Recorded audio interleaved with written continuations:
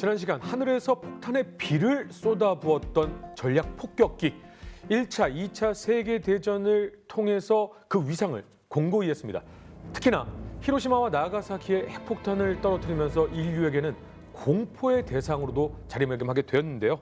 오늘 계속해서 폭격기의 역사에 관련해서 이야기를 나눠보도록 하겠습니다. 네, 지난 시간에 이어 두 분과 함께하도록 하겠습니다. 홍희범 편집장님, 태상호 기사님 나오셨습니다. 안녕하세요. 안녕하세요.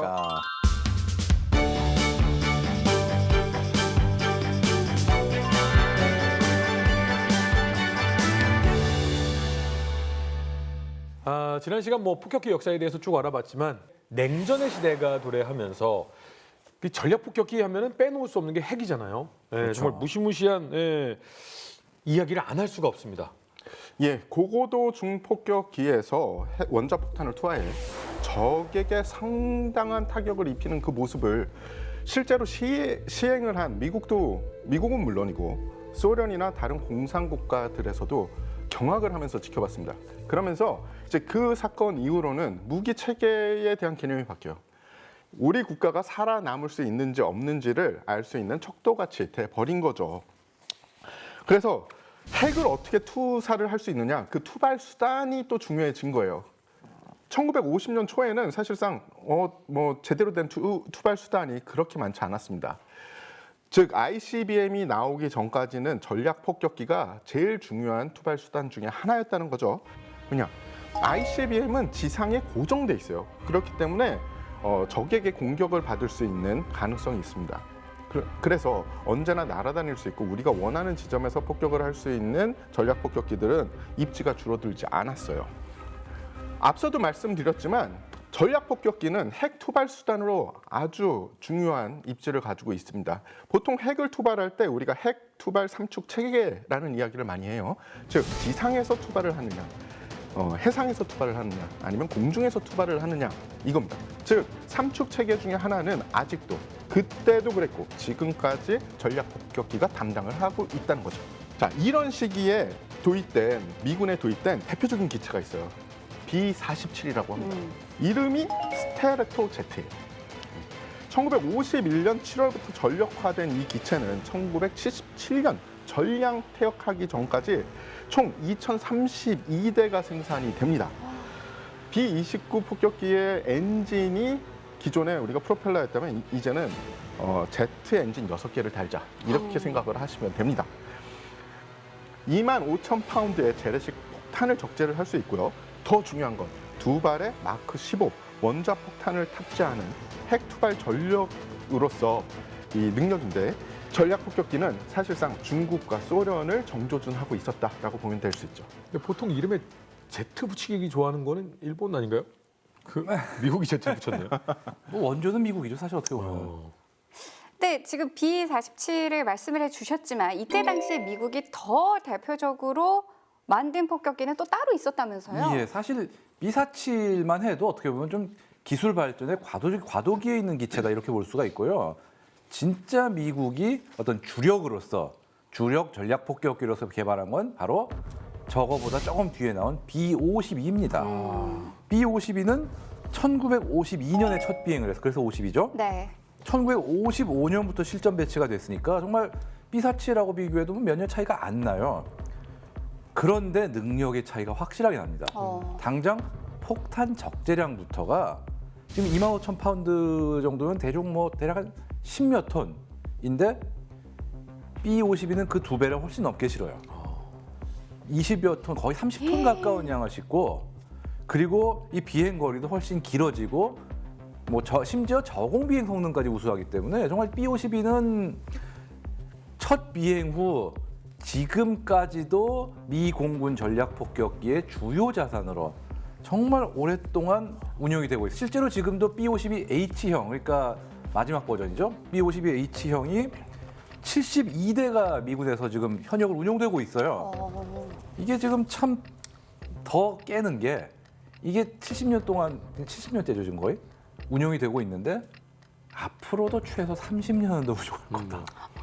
이미 지금 레이더와 엔진, 전자장비들을 완전히 바꿔서 이제 B-52J라는 어떤 새로운 명칭을 부여받아서 운용이 될 그런 예정입니다. 이제 지금 흔히 하는 농담이 뭐 할아버지 아들 손자가 운용하는 폭격기 이런 얘기가 있었는데 이제 증손자까지 갈 그런 판이에요 지금. 그 사실 저희가 머릿속에 전략 폭격기 하면 떠오르는 모습이 딱 저 모습인데 맞아요. 그렇죠. 워낙 오랫동안 활약을 해서 예, 근데 이게 지금 운용되는 B-52H형은 좀 꼼수랄까 좀 그게 있는 게 H형이 가장 늦게 나오게 물론 늦게 나왔던 61년에 생산됐으니까 이미 60년이 넘긴 했지만 기체 피로도가 제일 약해요.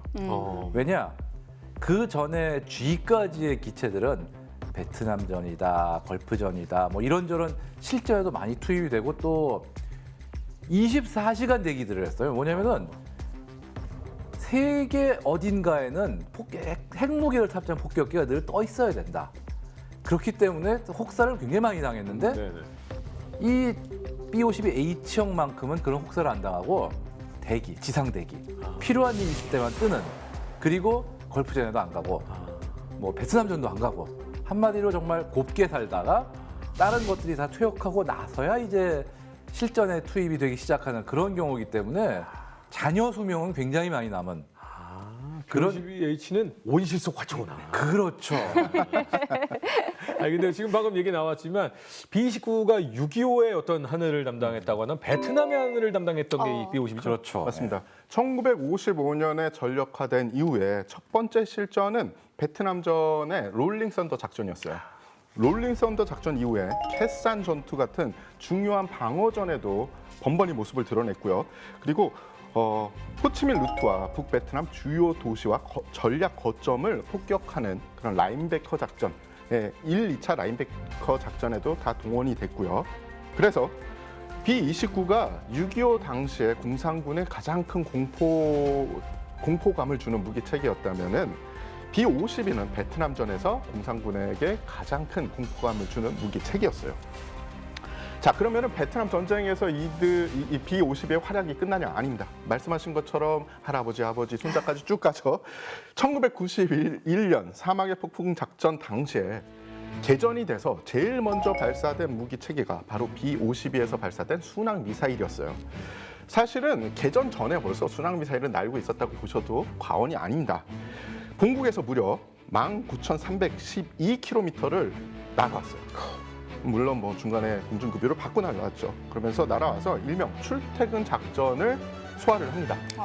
그리고 2003년에 개전되어 2011년에 종전된 이라크 전에서도 이라크에 폭격이 됐던 모든 폭탄의 40%는 사실상 B-52가 소화했다고 알려져 있어요. 2021년 어떤 일이 있었습니까? 아프가니스탄에서 정권이 바뀌었죠. 예, 그때 당시에 아프가니스탄 정부군, 그러니까 구아프가니스탄 정부군이 탈레반에게 패퇴하는 과정 중에 그나마 탈레반의 속도를 막아준 그 마지막 소신도 사실 B-52였습니다. 그리고 2023년 10월 B-52가 국내 청주 기지에 처음으로 착륙을 하는 모습을 보여줬어요. 그러면 B-52가 이 땅에 처음 왔냐? 그건 아닙니다. 상공을 통과해서 다시 돌아간 적은 몇 번 있어요. 하지만 국내 기지에 딱 내려서 언론에게 공개를 하는 그런 모습은 처음이었는데 그러면서 강력한 대북 경고 메시지를 전달했다라고 이야기가 되고 있죠. 네, 이 냉전 시대는 미국과 소련이 엄청난 군비 경쟁을 했던 시기잖아요. 근데 이때 당시에 미국이 개발하다가 포기한 폭격기가 있다라고 하던데 어떤 건가요? 예, 바로 XB-70 발키리입니다. 형 약간 콩코드 닮았네요. 이게 닮을 수밖에 없는 게 저게 무시무시한 폭격기예요. 왜냐?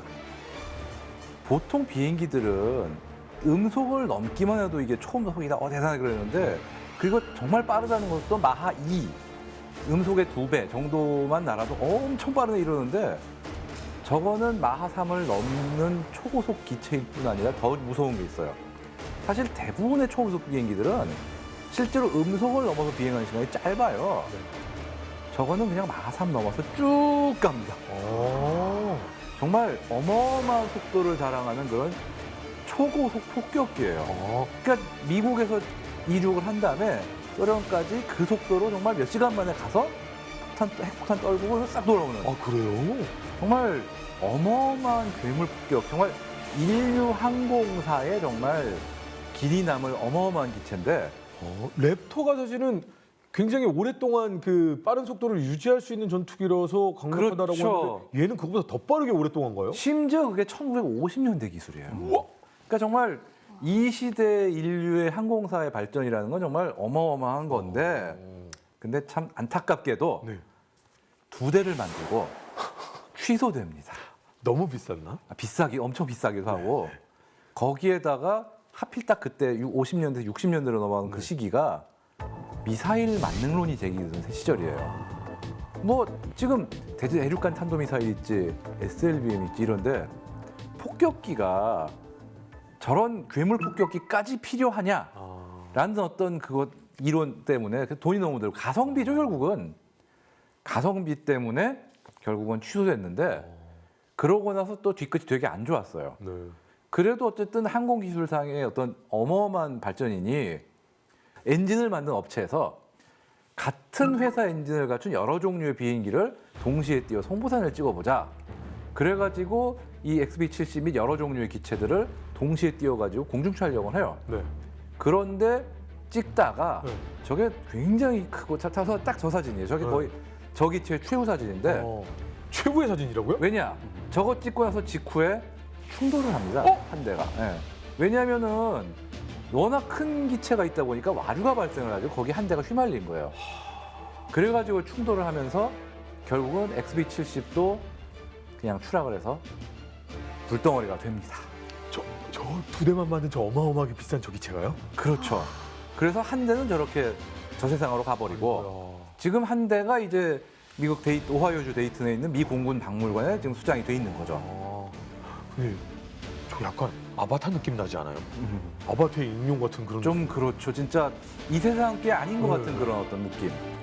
사실 저게 그래도 기체라도 온전히 보존이 됐으면은 뭐 초음속 여객기 개발 같은 데이터에도 활용이 될 수 있었겠지만 좀 안타까운 면이 있죠.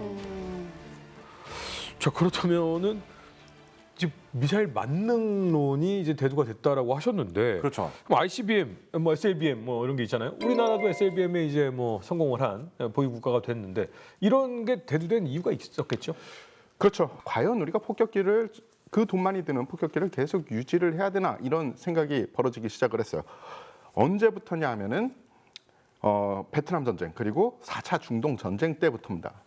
SA-6라는 물건이 딱 모습을 보이자 이스라엘군은 정말 많은 압박을 받게 돼요.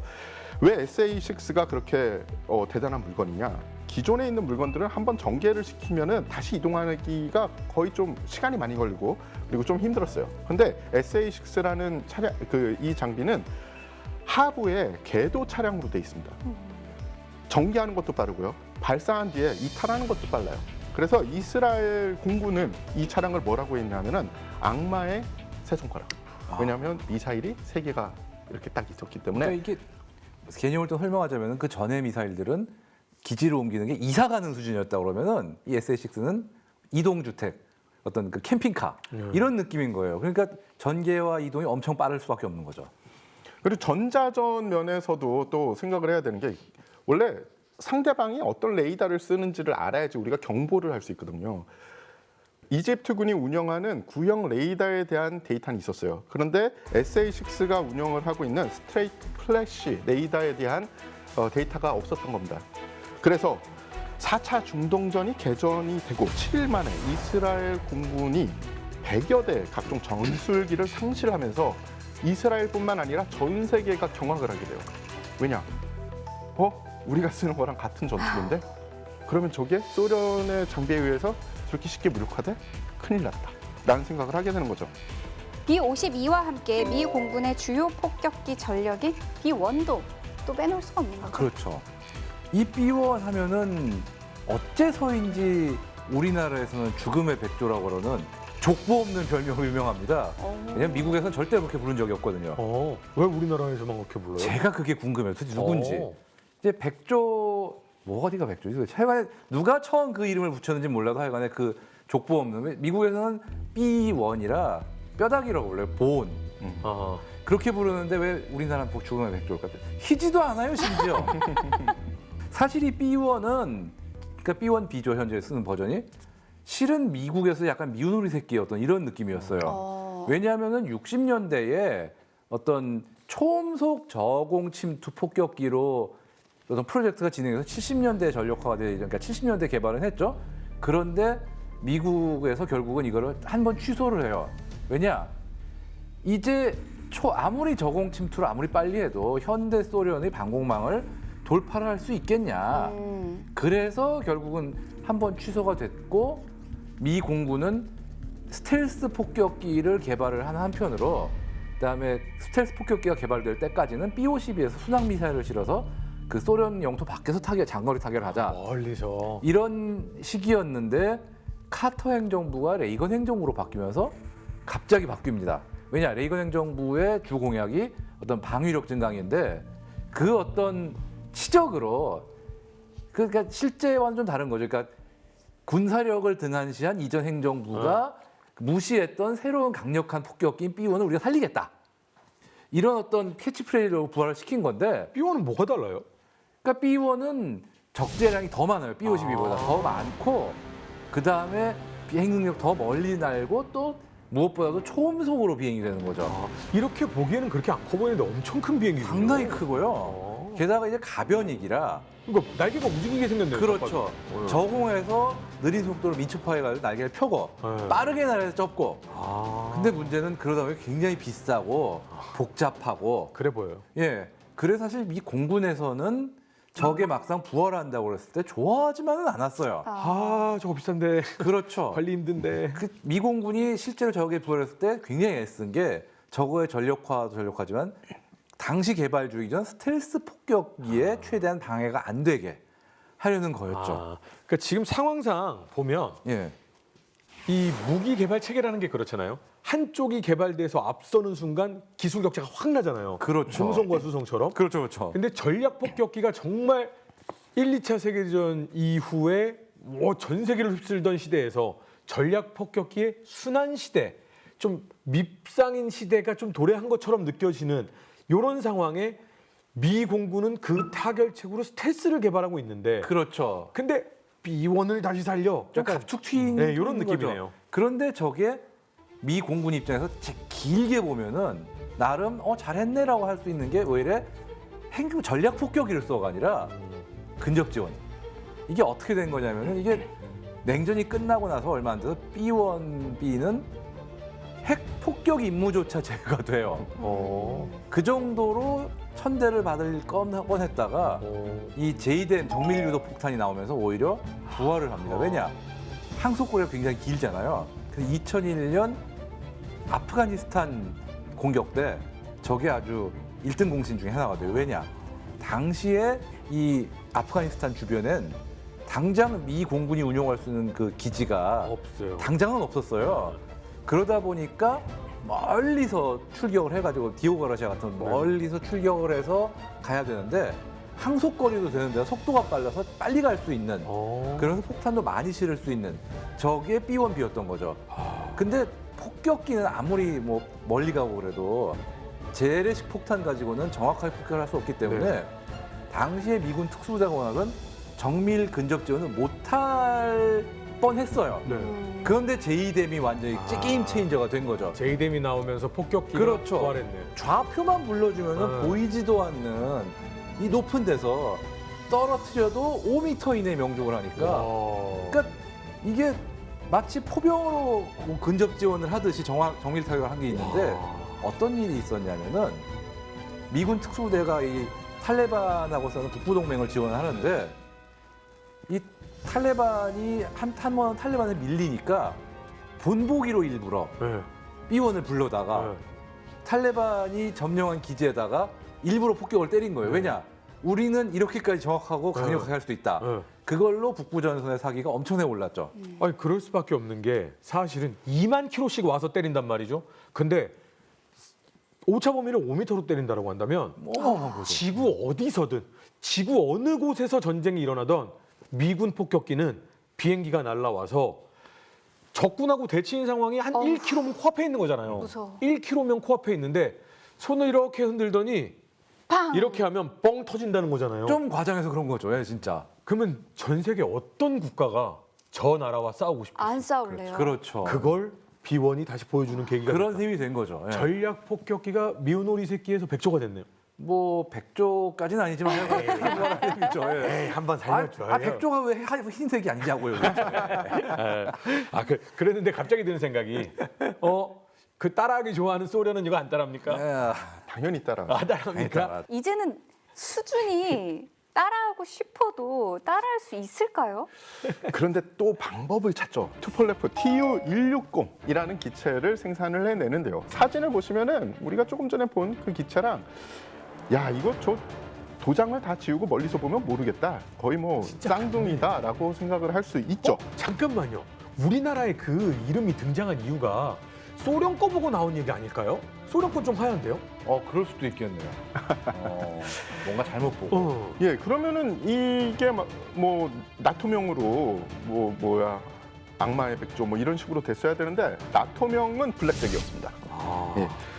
초음속 가변이 전략 폭격기죠. 그래서 B1과 여러모로 이 비교가 될 수밖에 없는데 최고 속도는 마하 2 정도고요.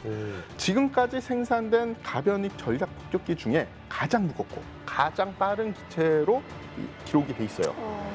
2015년 11월 시리아 내전에서 처음 실전에 투입이 되면서 이 존재감이 있구나를 확인을 합니다. TU-160에는 핵탄두 장착이 가능한 KH-55MS 순항미사일이 각 무장창에 6발씩 장착이 가능합니다. 그래서 총 16발까지 적재가 가능하고 필요에 따라서는 40톤의 각종 폭탄을 장착을 할 수 있습니다. 근데 종종 궁금하신 분들이 있을 것 같은데 핵탄두 장착이 가능한 전폭기 뭐 이런 얘기가 나오잖아요.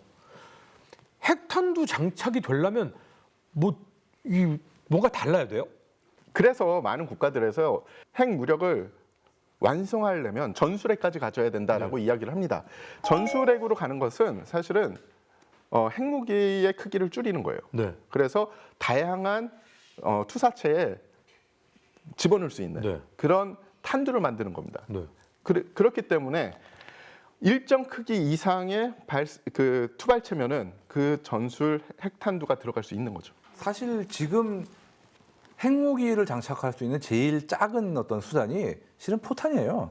심지어 155mm 곡사포용으로도 핵포탄이 나와 있어요 이미. 그러니까 그 정도로 작게 만들 수 있기 때문에 사실 어떻게 보면 핵무기를 탑재할 수 있냐 없냐는 이제는 약간 시대가 지난 거네요. 그렇죠. 예전에는 좀 예. 저 말이 의미가 있었는데. 그러니까 핵무기를 탑재할 수 있게 만들었다기보다는 만들 때 핵탄두도 탑재하는 걸 생각했다 정도? 지금은 더 무서워진 게 뭐냐면요. 외형은 똑같은데 그 안에 핵탄두가 있는지 없는지 모르는 거예요. 그렇죠, 그거는. 예. 가끔 가다가 어디에서 이렇게 사석에서 다른 분들하고 이야기를 나누면 이런 이야기를 하세요. 북한에서 그러면은 핵 미사일을 날릴 때 그것만 골라서 요격을 하면 되지 않냐?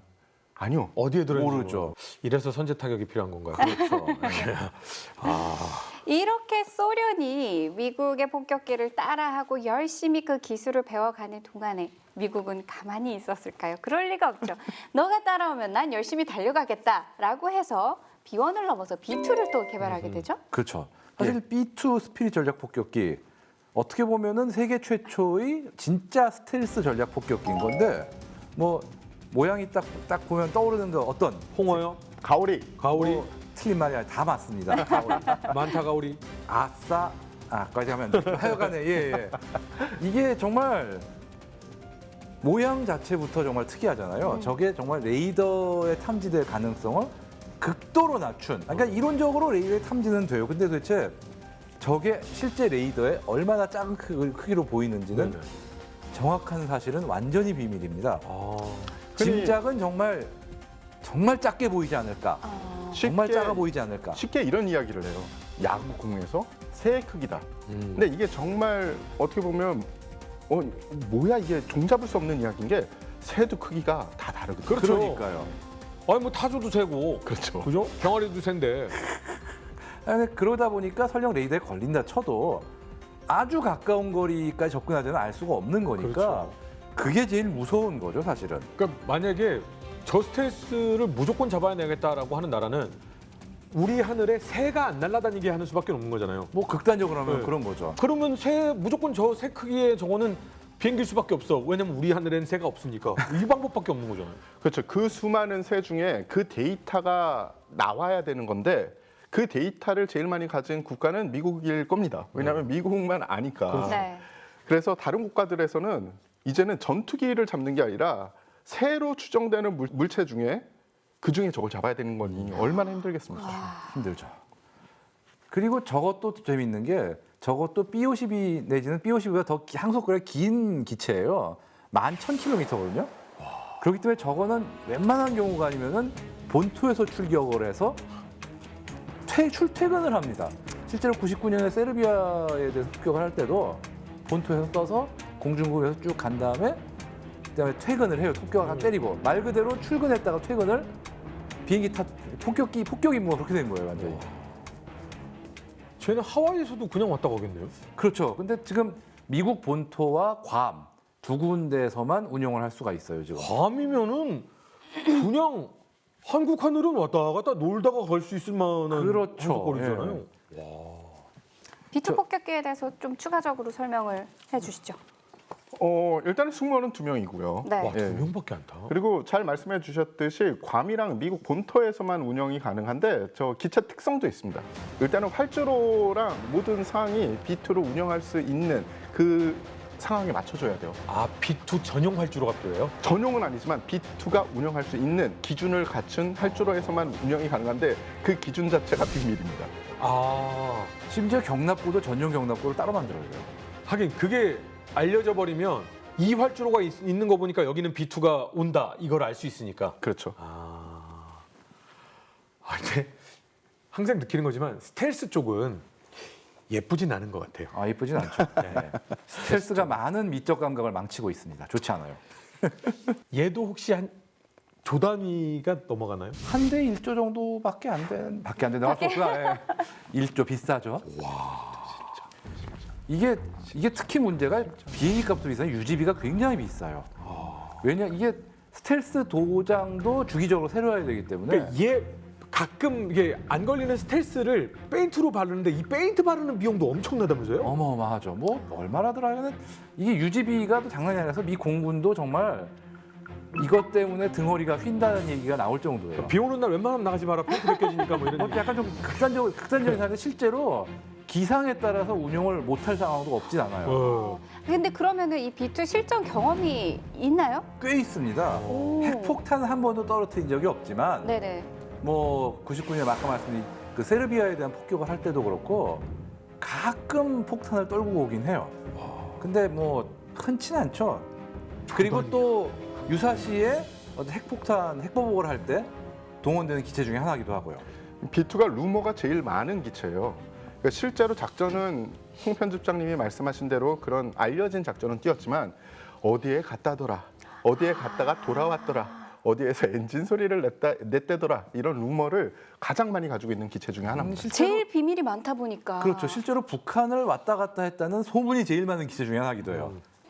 그리고 또 왜 2차 대전 때는 미국과 소련 외에도 영국은 이 랭커스터 폭격기를 운행했었잖아요. 그렇죠. 그러면 2차 대전 이후에 또 영국 공군이 운영한 폭격기 어떤 것들이 있을까요? 예, 바로 영국은 한때 미국 다음 가는 서방 세계 최고의 폭격기 보유국이었습니다. 네.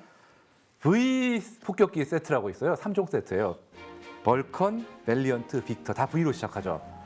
이게 정말 V 세트가 영국이 자랑하는 전략 폭격기 편대들이었는데 50년대에 만들어서 60년대까지 운영을 했죠. 그런데 이 정말 보시면 디자인이 정말 예뻐요. 멋있어요. 네. 지금 봐도 저렇게 예쁜 세련됐어요. 예, 폭격기라는 장르를 떠나가지고 저렇게 멋있는 건데 저걸 거의 70년 전에 만든 겁니다. 그러나 영국에 나쁜 버릇이 있어요. 뭐 하나를 살려고 하면은 너무 극단적으로 가는. 그러니까 아까 말씀드린 미사일 맞는 그 시대가 왔다고 했잖아요. 60년대. 그거에 너무 올인을 합니다. 그래서 영국의 어떤 폭격기 발전은 저거를 끝으로 사실상 스탑을 해요.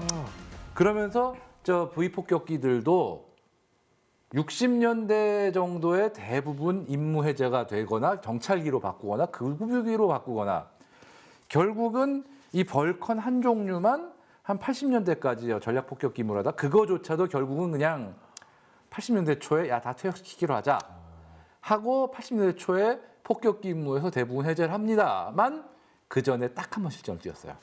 언제냐?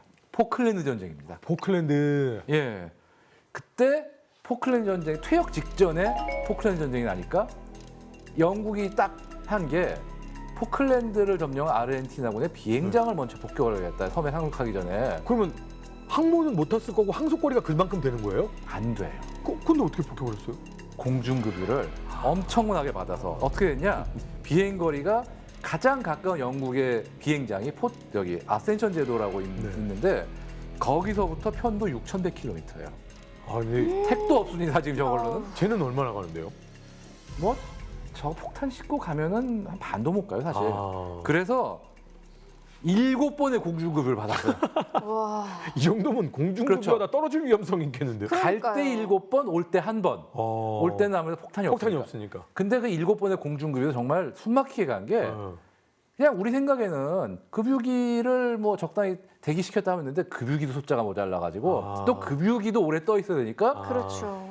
급유기가 급유를 받고 또 급유기가 또 급유를 받고 이런 식으로 엄청나게 많은 급유기와 폭격기 한 대에 의해서 물려주고 20대 정도의 급유기가 동원이 돼가지고 서로 물려주고 하다가 딱 마지막 7번째는 급유기 한 대와 폭격기 한 대만 남은 거예요. 아. 그 급유 실패하면은 끝. 떨어지는 끝. 거야. 예. 물론 다행히 성공을 해서 폭격을 하고 돌아간 거죠. 정말 역사상 이렇게 숨막히는 폭격 작전은 없었다. 아마 당시에 실제 작전에 참여를 했던 그 조종사 분한테 여쭤보면 폭격보다 더 어려웠던 게 공중급유라고 급유, 이야기를 할 그렇죠. 겁니다.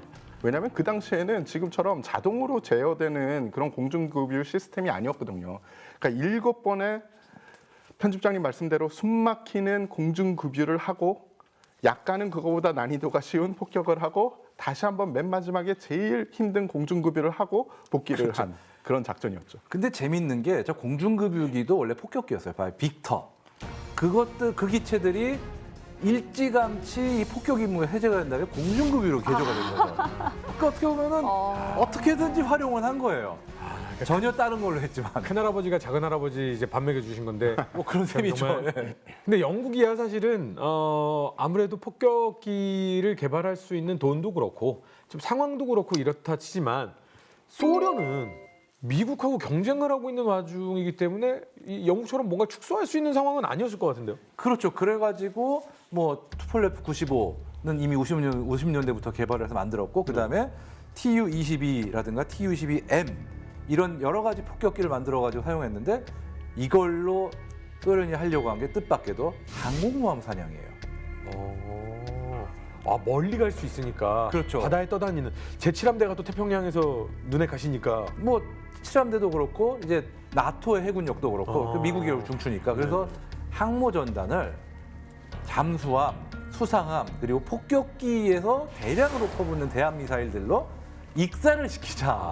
약간 좀 그런 어떤 식으로 했는데 실제로 가능했을지는 의문이에요. 왜냐하면 이게 이론적으로는 대량의 미사일을 쏠 수 있지만 그걸 정말 타이밍 맞춰서 조율해서 딱 그 타이밍에 대량으로 퍼붓는 게 쉬울까? 어쨌든 소련은 그 개념을 실천해 보려고 노력은 했고 그 우리가 지금도 남자들의 로망으로 참 비춰지는 톰캣 F-14 네. 실은 이것도 이 소련의 폭격기들을 일찌감치 요격을 하겠다.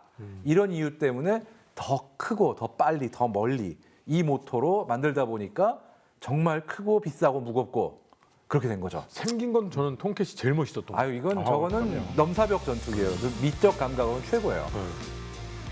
근데 이 현대전에서의 폭격기의 능력은 어떻게 보면 기체 발전도 있지만 그 안에서 정밀 유도 무기가 발전한 게 정말 영향력이 크지 않았을까라는 생각이 드는데 정밀 유도 폭탄은 어떻게 발전했나요? 그렇죠. 일단은 이 뭔가 원거리 투사하는 무기가 생긴 뒤로 각 국가 인류의 이제 목표는 얼마나 정확히 때리냐가 이 요점이 된 거죠. 처음에는 정밀 유도 무기가 없었죠. 그러니까 우리가 재래식으로 막 이쪽 그렇죠. 저쪽에 마구마구 뿌리는 것밖에 네, 없었겠죠. 대규모 편대가 가서 목표 지점에 대규모로 폭격을 하는 거죠. 네. 즉 요만한 이 구멍 안에 하나를 넣어야 되는데 한 발 하나하나 던지면 안 들어가니까 줄 서 세 줄로 쓴다. 그래서 쫙 한 10대가 가서 계속 떨어뜨리는 거예요. 그래도 그 안에 잘 안 들어가는 거죠. 가성비가 나쁜 겁니다. 그래서 전략 폭격 그 하시는 분들 보면 자로 큰 네모 그리고 그렇죠. 작은 네모 그리고 어서 오늘은 바둑판 1-1, 1-2, 1-3, 1-4 이렇게 해서 폭격했었잖아요. 그런데 이거는 또 수치상이고요. 그럼에도 해결 안 되는 요인은 환경적인 요인이 또 남아 있는 겁니다. 아무리 조준을 잘해도 제트 기류가 불어서 폭탄 그렇죠. 자체를 밀어버릴 수가 있잖아요. 그래서 결국은 유도 무기가 필요하다라는 결과가 나왔고, 그러면 실전 대비는 화려하게 언제 하느냐? 1972년 미 공군이 AGM-62 유도 폭탄과 GBU-10 레이저 유도 폭탄을 팬텀기에 장착을 시켜서 출격을 시켰어요.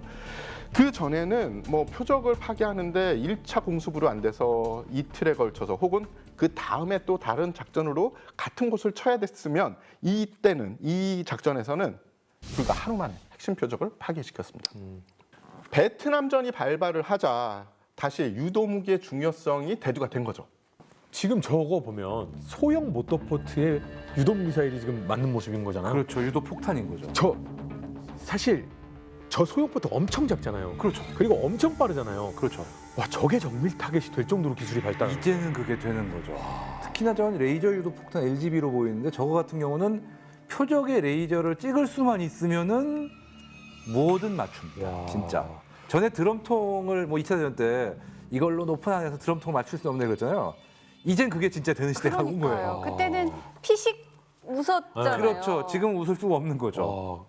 그리고 이제 역사의 뒤안길로 이제 들어가셔요 형님라고 했던 전략 폭격기가 다시금 빛을 발하기 시작한 게 바로 제이뎀의 시작이라고 하셨잖아요. 예, 예. 이 제이뎀이 바로 이 정밀 유도 이 폭탄이라고 할 수가 있는 건데. 아, 그렇죠. 이 제이뎀이 획기적인 거는 사실 정확히 맞는 거 자체는 아까 말씀 레이저 유도 폭탄으로도 이미 70년대 실현을 했어요. 근데 레이저 유도 폭탄은 레이저를 찍어줘야 됩니다. 네. 그러나 제이뎀은 안 보이는 곳에 가는 거잖아요. 레이저를 찍을 수 없는 곳. 없어도 되는 거죠. 미리 그 GPS 좌표만 입력을 하면은 알아서 표적에 떨어져 주는 거죠. 그럼 이런 정밀 유도 폭탄들이 어떤 게 있어요? 사실 제이뎀 그러니까 크게 두 계열로 나누는 게 네. 제이뎀, 그러니까 GPS 유도 폭탄과 레이저 유도 폭탄인데 지금 제일 많이 쓰이는 거는 이 제이뎀 계열 그 GPS 유도 폭탄이에요. 왜냐? GPS 유도 폭탄은 이동 표적을 잡기는 못하지만 대신에 싸거든요. 네. 저게 우리나라 돈으로 몇 천만 원 정도 합니다. 물론 일반 폭탄 몇백만 원짜리보다 비싸지만 근데 문제는 일반 폭탄 10개로도 못하는 일을 저거 한 발로 할 수 있는 그러네요. 거니까요. 아, 그러면 우리가 쉽게 생각하면 우리가 정밀 유도 폭탄이라고 생각했을 때 예. 이동하는 것을 면밀하게 쫓아가서 맞출 수 있는 건 레이저 유도라고 생각하면 되고 그렇죠. 멈춰 있는 거를 GPS 좌표로 찍는 건 제이뎀 계열이다. 이렇게 생각하면 빠르게 이해할 수 있거든요. 그렇죠. 근데 또 재밌는 게 미국은 이미 둘을 합쳤어요. 그래서 고정 표적이면 GPS 좌표 입력하는데 이동 표적이다. 오케이 레이저 쏴. 그렇게 해서 하는 LJ댐 이 이미 지금 실용화돼 있고요. 레이저 제이뎀. 그렇죠. 이미 지금 운영 열심히 쓰고 있어요 지금. 크게 두 가지로 나누는데 미국은 넘사벽이다. 이렇게 생각하면 되겠네요. 그렇죠. 예. 또 좋은 게 사실은 재고떨이. 그러니까 폭탄 자체를 새로 제조할 필요가 없어요. 기존에 있던 폭탄에 그냥 조립 키트를 갖다 붙인다고 그렇죠. 생각을 하시면 됩니다. 아, 이제 뭐 그냥 무서워서 이제는 그냥 움직였다가는 그 바로 이렇게 그렇죠. 아니, 맞겠네요. 게다가 땅 속에도 못 숨어요. 왜냐? 네. 지금 벙커버스터라는 말이 있잖아요. 그렇죠. 지금 그거의 가장 큰 게 GBU-57이라는 관통폭탄이에요. 무게가 무려 12톤입니다. 웬만한 지하 시설은 아주 그냥 뭐 다 뚫고 들어간다고. GBU-57은 B2 폭격기에 2발 실을 수 있는 거가 한계죠, 사실. 그거 너무 커서 네. 다른 기체에 못 실어요. 근데 워낙 정보력도 뭐 뛰어나고 그리고 그 사실은 그 스텔스기가 어디에 떠 있는지는 완전 극비상 그런 거죠. 사실 폭격기 하면은 이제 강대국들의 전유물이다라고만 생각을 했고 지금껏 저희가 계속 얘기한 게 이제 미국, 소련, 영국 뭐 이런 식으로 얘기를 했는데 바로 위에 북한도 운영을 하고 예. 있는 거죠. 폭격기가 있습니다. 있어요. 네. 예. 뭐 프로펠러? 아니요. 진짜 폭격기가 예. 있어요? 실제로 현대적인 폭격기가 있긴 있어요. 근데 이 현대적인이라는 이 기준을 어디로 잡아야 될지 모르겠으나 네. 일단 어떤 기체인지 간단히 소개를 하겠습니다. 북한이 부르는 명칭은 따로 있으나 우리가 흔히 부르는 명칭은 하얼빈 5입니다. 하얼빈 5. 아, 중국 거를 또 그대로 모방을 한 건가요?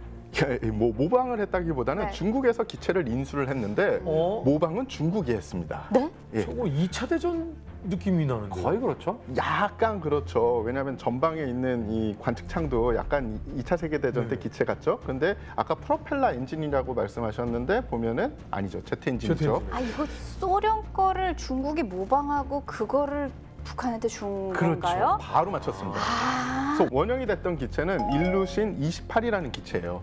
그것을 중국에서 무단 복제를 합니다.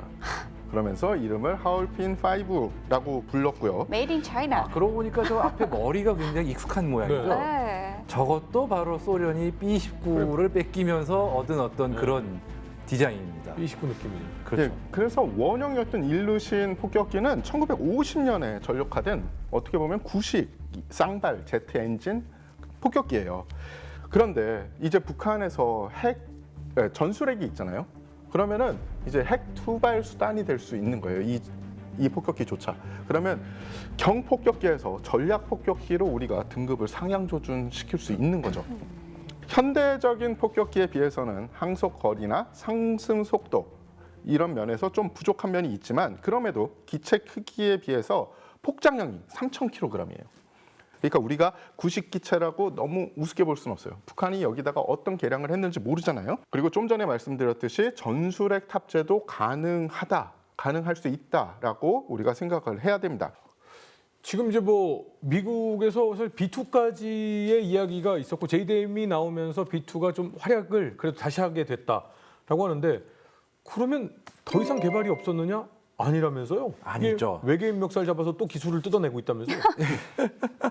물론 B2의 후계자가 좀 개발이 됐습니다. 바로 B-21 레이더입니다. 지금 이 B-21인 외형적으로는 B2 같은 비슷하네. 가오리인데 문제는 대강의 겉모습 빼고는 알려진 게 하나도 없어요. 근데 한 가지 확실한 거는 B2도 굉장히 레이더에 작게 잡힐 거라고 추측을 했는데 저건 더 작을 거다.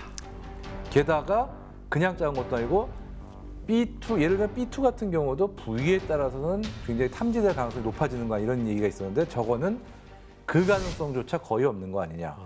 심지어 어떤 적외선이나 기타 어떤 다른 어떤 수단에 대해서도 굉장히 높은 어떤 탐지, 피탐성을 낮춘 그런 설계가 아니냐 어떤 그런 얘기까지 있어요. 그러니까 구체적인 건 아무것도 모르지만 어쨌든 넘사벽이 더 넘사벽이 된 게 아니냐 이런 얘기가 있는데 사실 미국 입장에서는 그럴 수밖에 없는 게 중국도 이런저런 수단으로 B2에 근접한 스텔스 폭격기를 개발하려고 노력한다는 얘기도 있고 어쨌든 B2가 21세기도 벌써 지금 몇십 년 됐잖아요. 이제 미래까지 어떤 무기로서의 어떤 가치를 유지할 수 있다고 보장이 없는 거예요. 그렇기 때문에 앞서 나가려고 저걸 만드는 거죠. 근데 여기서 아이러니컬한 게 B2가 B-52보다 40년 정도 늦게 나왔잖아요. 네. 퇴역은 B2가 먼저입니다. 아, 52는 진짜 끈질기네요. 정말 지독하게 살아남고 네, 있습니다. 앞으로도 예. 3, 40년 정도는 더 있을 거라면서요. 그렇죠. B1도 B-52보다 일찍 퇴역합니다. B21보다 더 오래 버틸 수도 있어요. B-52가 그럴 수도 있어요, 진짜. 이렇게 해서 지난 시간부터 이번 시간까지 저희는 폭격기의 시작과 발전 그리고 미래의 폭격기 모습까지 쭉 살펴봤는데요. 이 폭격기의 발전이 우리에게 주는 메시지 어떤 것들이 있을까요? 참 이 폭격기라는 게 사실 앞으로 계속 안 만들어졌으면 싶은 거지만 어쨌든 계속 만들 거예요. 그러나 하나 또 분명한 거는 현재 미국과 중국, 러시아 이 세 나라 말고는 전문화된 폭격기를 만들 나라는 없긴 해요. 그만큼 굉장히 특히 전략 폭격기는 그런 거죠. 왜냐하면 전술 폭격기는 사실 굳이 만들 필요가 없는 게 왜냐하면 전투기도 10톤이 넘는 폭탄을 갖고 폭격을 할 수가 있는 시대예요. 그렇기 때문에 전술 폭격기라는 개념은 이미 사라졌다고 봐야 되지만 적국 대륙을 넘어서 폭격할 수 있는 전략 폭격기 이건 지금도 유효하고 심지어 우크라이나 전에서도 러시아가 어떤 폭격기들을 이용해 순항 미사일을 폭격을 하고 있는 그런 모습이 연출되고 있는 만큼 폭격기라는 장르는 좋든 싫든 앞으로 꾸준히 이어지지 않을까 그렇게 생각은 됩니다. 기자님. 전략 폭격기에 대해서 이야기를 하면서 저는 딱 하나의 생각뿐이 안 들었어요. 우리 땅에서 평화시를 제외하고 전략 폭격기를 보고 싶지 않다. 아, 동감입니다. 그겁니다. 자, 전력 폭격기에 대해서 이야기를 쭉 들어봤는데요. 지금은 우리의 든든한 아군이 되어서 상대방의 도발을 억제하는 역할을 해주는 게 전력 폭격기가 아닐까라는 생각이 듭니다. 자, 그런데요, 저희 지금 오늘 방송을 보신 분들은 아마 느끼셨겠지만 윤지현 씨가 살이 엄청나게 쪘나? 아닙니다. 지금 아드님이 지금 부렁부렁 뱃속에서 지금 자라고 계시거든요. 네, 방송 중에도 발을 엄청 찼어요. 그래요? 엄마 이거야. 지금 치고 나가. 폭격기 최고야. 자주국방! 자주국방. 폭격기. 엄마 우리가 지켜나가야 돼. 네, 제가 둘째를 또 임신을 했습니다. 감사하게도 모두의 배려 덕분에 안전하게 이렇게 방송을 할 수 있었고요. 잠시 출산을 위해 쉼을 가졌다가 건강하게 출산을 하고 다시 돌아오도록 하겠습니다. 그때까지 건강하시고요. 걱정 마세요. 저는 뉴스멘터리 전쟁과 사람의 B52와 같은 존재이기 때문에 길게 여러분들과 함께 하도록 하겠습니다. 여러분들 잊지 마시고 기다려주시길 부탁드리겠습니다. 그동안 감사했습니다. 그럼 다음 주에는 B21이 오는군요. 다음에 오시는 분도 많이 기대해 주시고 계속해서 뉴스멘터리 전쟁과 사람 많은 시청 부탁드리겠습니다. 몸조리 잘하시고 네. 건강한 출산 기대하도록 하겠습니다. 알겠습니다. 다음 시간은요, 조금 더 흥미로운 주제로 돌아오도록 하겠습니다. 시청해주신 여러분 감사합니다.